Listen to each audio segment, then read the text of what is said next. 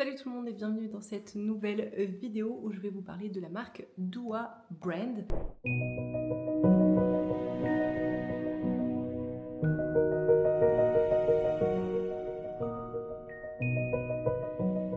C'est une marque qui est de Los Angeles et dans lesquelles chaque parfum est fait à la main, tout est fait à la main, les flacons, etc. Donc c'est hyper cool, ça a été fait en 2016. Néanmoins, j'ai découvert cette marque grâce au réseau et j'ai vu sur leur site, il y avait marqué tel parfum et l'inspiration de tel autre parfum, etc. Donc j'ai choisi de commander 4 fragrances de chez eux. J'ai commandé, là on est le 20 août quand je vous filme cette vidéo. J'ai commandé chez eux, je pense, le 8 août, un truc comme ça, et je l'ai reçu hier. Donc voilà, ça met un certain temps pour arriver, sachant qu'en plus ils doivent créer tous les flacons, etc. Enfin, de ce qu'ils écrivent, en tout cas, quand vous passez commande, ils vous disent oui, ça prend un certain temps parce que tout est handcraft, etc. À noter que pour 4 flacons, chaque flacon de 34 millilitres, 34, je ne sais pas pourquoi, mais 34. Je vous montre comment ça se met dedans. Et chaque flacon de 34 millilitres coûte aux alentours de 30 ou 35 dollars, si je ne vous dis pas de bêtises. Et à noter que j'ai payé 21 € de frais de douane sur ce colis. Donc 3 x 4, 12, ça fait environ 130 € de commande et 20 €, 21 € de frais de douane. Voilà, comme ça vous savez tout. Les frais de douane, c'est hyper aléatoire. Pour ma part, je commande souvent des choses à l'étranger et c'est hyper aléatoire. Des fois, je vais avoir des frais alors que je ne devais pas forcément en avoir, et il y a d'autres fois où je ne vais pas avoir de frais. Donc, attendez-vous à des frais, comme ça, vous ne serez pas surpris. Donc la marque a été créée en 2016 et quand je l'ai découverte sur les réseaux, j'ai vu que donc ils s'inspiraient de parfums existants. Donc j'ai voulu tester pour voir et j'ai pris des parfums que je connaissais déjà pour pouvoir justement comparer, pour voir à quel point c'était inspiré ou non. Et j'ai aussi pris 2 parfums, un que j'avais déjà testé en échantillon et un que je ne connaissais pas du tout mais que j'avais envie de tester pour pouvoir me faire une idée dessus. Et déjà, la première chose que je veux vous amener, c'est que, ayant testé, donc j'ai pris par exemple Malibu in the Bay de Simone Andreoli, je vous mets le flacon ici. C'est un parfum qui est hyper juteux au citron vert avec du sucre façon caipirinha. C'est un parfum, il y a du rhum ou du cognac, du rhum je crois dedans. C'est un parfum qui est exceptionnel. Je vais vous reprendre les notes pour pas vous dire de bêtises. Et quand je l'ai testé, j'ai retrouvé la copie conforme de Malibu in the Bay. Donc pour moi, c'est pas des inspirations. Je vous ai déjà donné mon avis sur les copies conformes. Pour moi, c'est manquer de respect au parfumeur qui l'a créé. Donc je pense que je ne recommanderais pas chez cette marque parce que je trouve pas ça bien de copier quelqu'un, de s'inspirer et de faire un parfum dans la même idée, oui, mais de copier conforme, je trouve ça pas cool, en fait, je trouve pas ça respectueux. Donc je repasserai sûrement pas commande. Néanmoins, j'avais envie de vous en parler parce que je sais qu'il y a beaucoup d'entre vous qui peuvent pas forcément se permettre au niveau tarifaire d'acheter les parfums de la marque en l'occurrence. Là, je vous parle de Simone Andreoli où c'est 130 € je crois le parfum, mais il y en a d'autres, par exemple Amouage Guidance de Amouage où c'est 365 € les 100 millilitres. J'entends parfaitement que tout le monde ne puisse pas du tout se permettre de s'acheter ce genre de parfum. Donc je vous partage cette marque-là pour que si vous êtes au clair avec le fait d'acheter des copies, comme ça vous savez à quoi vous attendre. Le premier que j'ai pris, que j'ai voulu comparer avec ce que je connaissais, c'était Gianni de Soradora. Donc ici il s'appelle Caramel Apple Turnover. Donc je vous le mets ici en image et c'est vraiment un parfum qui est donc hyper similaire à Gianni de Soradora. À noter que c'est des extraits de parfum, la concentration est très forte.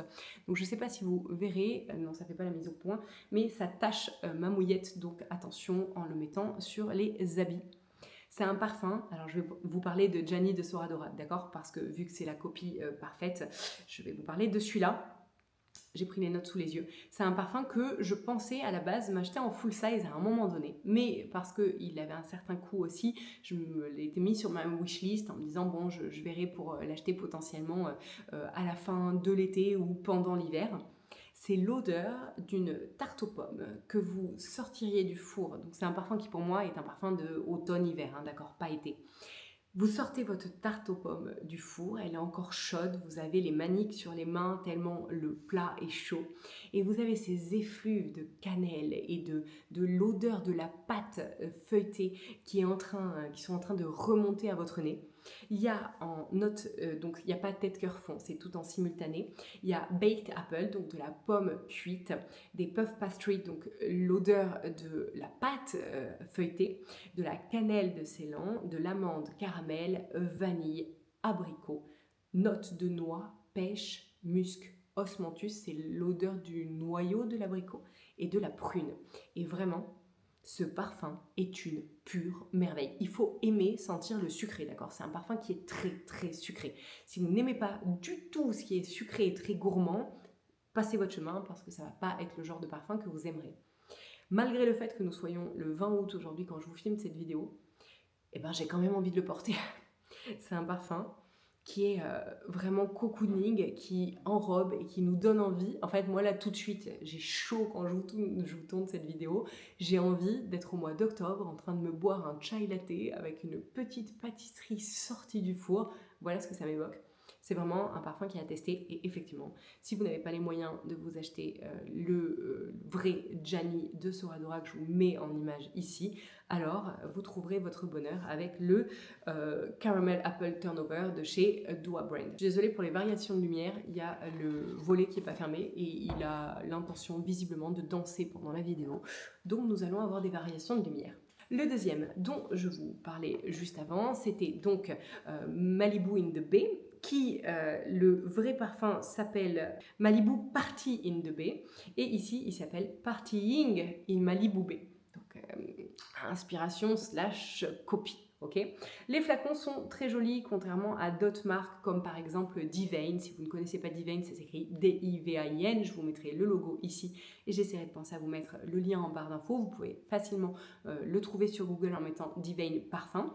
Ils font des sacrées inspirations aussi de parfums. Donc si vous n'avez pas les moyens, encore une fois, de vous payer les originaux, sachez qu'il y a d'autres inspirations. Mais je trouve que chez Divine, ils sont plus inspiration plutôt que réelle copie, bien que pour certains, j'en ai qui me viennent en tête où c'est de la copie aussi. Voilà, moi je vous ai donné mon point de vue, maintenant chacun fait bien sûr ce qu'il veut sur ce sujet-là.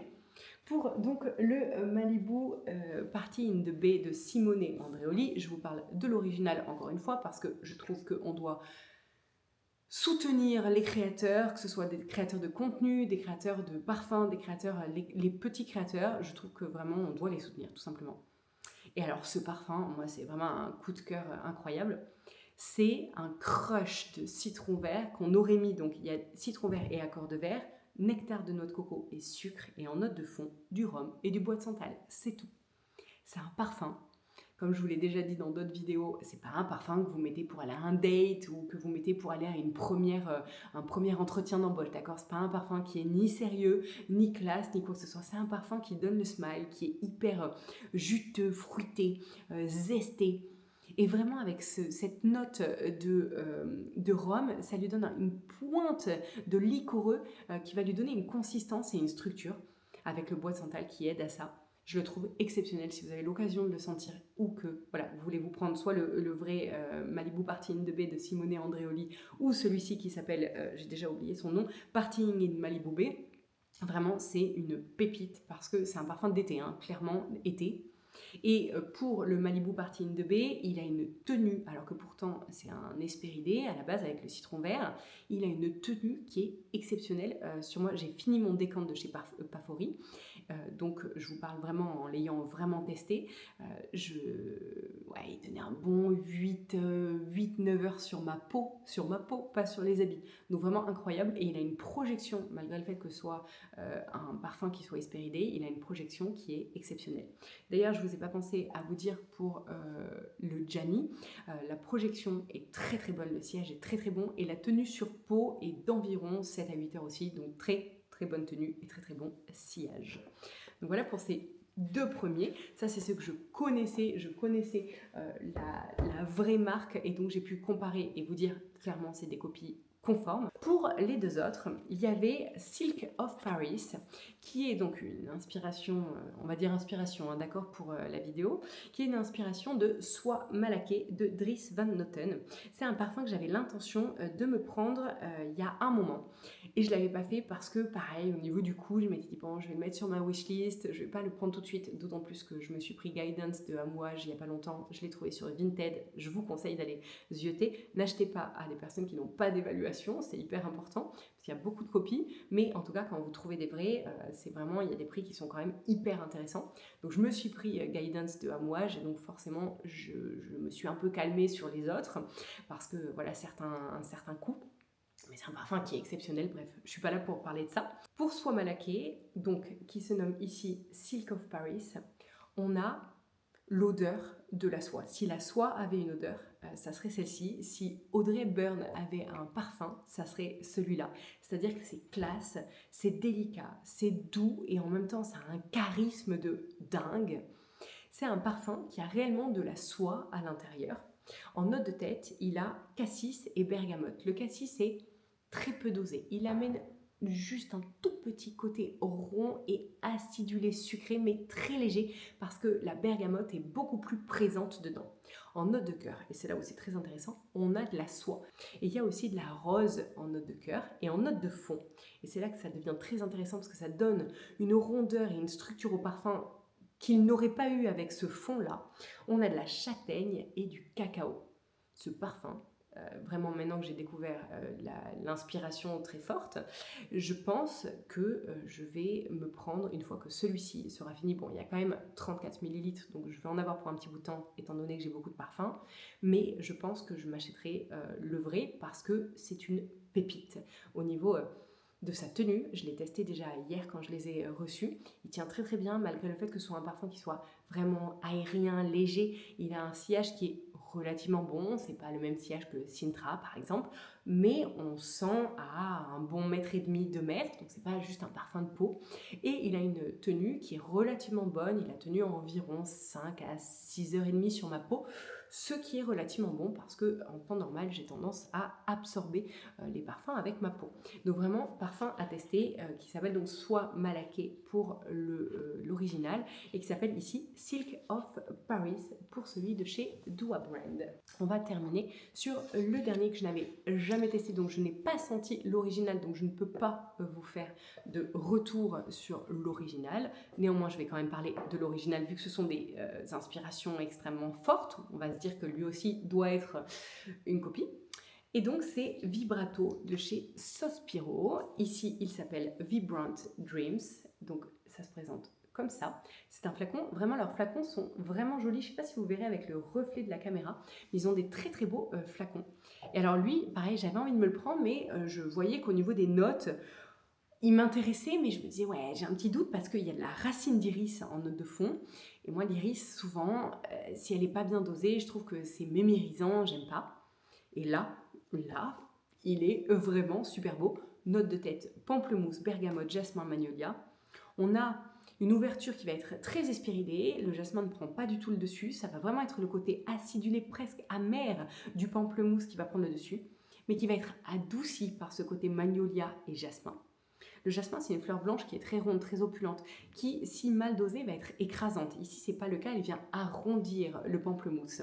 En note de cœur, on a gingembre, note herbale, donc note verte, et note poudrée, donc les odeurs des poudriers de nos grands-mères. Et en fait, on va vraiment avoir ce côté poudré, mais pas... Je me méfie quand je vois poudré et iris, parce que chez moi, je me dis, ah, ça peut vite mal finir. Et là, ce n'est pas du tout le cas. On a un côté poudré, mais poudré chic. En fait, ça va nous amener de la délicatesse, un côté aérien vraiment hyper intéressant.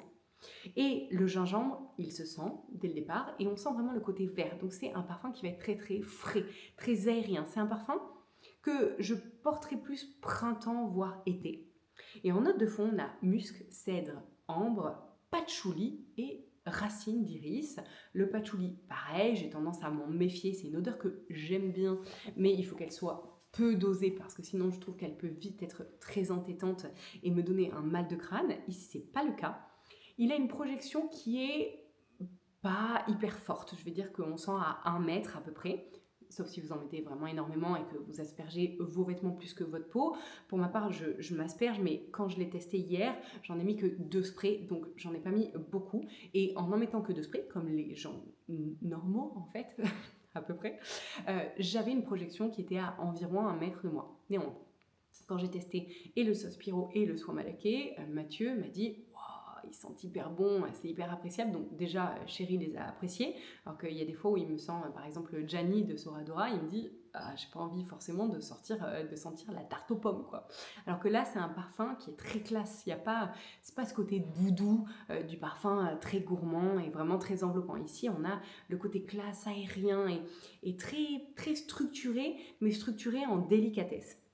Et le patchouli et l'iris vont donner une toile de fond qui va être vraiment chic et distinguée. Donc c'est un parfum que si vous avez le vrai, dites-moi en commentaire si je l'ai décrit comme le vrai, est-ce qu'il a l'air de sentir comme le vrai? Et si vous avez testé aussi la marque de chez Doua Brand, dites-moi ce que vous en pensez. Si vous avez testé d'autres parfums de chez Doua Brand, dites-moi aussi ce que vous en pensez, même si je vous ai dit, je pense que je ne repasserai pas commande parce que je veux donner le crédit, voilà, rendre à César ce qui est à César, je trouve que c'est très important. Mais bon, voilà, comme je vous l'ai dit en début de vidéo, c'est intéressant pour les personnes qui ne peuvent pas forcément se payer les originaux, de pouvoir avoir accès à des odeurs qui sont quand même très délicates, qui sont des odeurs de niche et qui ne sont pas du tout des odeurs qui sont vraiment lourdes, mal réalisées. Là, on a quand même quelque chose, ils font des très très belles inspirations. Voilà, il y a des fois où il y a des inspirations qui sont, on dit ouais, c'est une inspiration mal faite, en fait le parfum est grossier. Ici c'est pas le cas, vraiment il y a une finesse dans la réalisation qui est vraiment très très très très belle. Donc voilà, si vous avez envie de tester Doua Brand, sachez que je l'ai fait pour vous, j'ai voulu voir ce que ça donnait, que les liens avec les originaux sont vraiment très étroits et que si vous voulez voilà, tester des parfums à moindre prix et avec une qualité qui est extrêmement bonne, Doua Brand sera fait pour vous. Voilà, si vous avez d'autres parfums, j'aime toujours vos indications, vos recommandations, d'autres parfums que vous aimeriez que je teste, n'hésitez pas à les mettre en barre d'infos. Quand je peux trouver des échantillons, je les prends et comme ça je les teste pour vous. Et j'espère que cette vidéo vous aura plu. N'hésitez pas à vous abonner, à liker et à commenter parce que même si je prends beaucoup de plaisir à tourner les vidéos pour vous, j'ai encore plus de plaisir quand on échange en commentaire et quand la vidéo est partagée. C'est la rétribution des créateurs de contenu. Voilà, je vous remercie beaucoup et à très bientôt.